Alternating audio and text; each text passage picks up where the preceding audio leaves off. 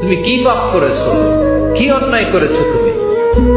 তুমি জানো না আমার রব কত মেহেরবান, তিনি কত দয়ালু, তিনি ভালোবাসার আধার, তিনি করুণার আধার।